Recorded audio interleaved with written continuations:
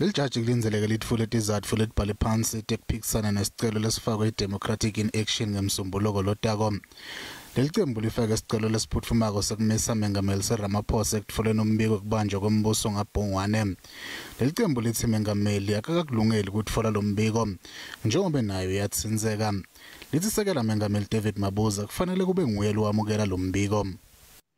The order I make is that the application instituted by the applicant in Part A of its notice of motion is struck from the roll with costs for self-created urgency and for failing to adhere to the procedural requirements of the practice directives of this court.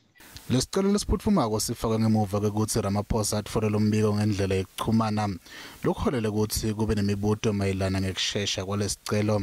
If the president has already received the report on Friday, why was the report not made public? What is the president doing with the report? Are they trying to doctor the report? Why is the same report not in the public eye? So that is our concern. And why is the misinformation between the presidency and the State Capture Commission? Ramaphosa kulinzeleke atfole yonke le mibiko lemithathu ekupheleni kwendlovana.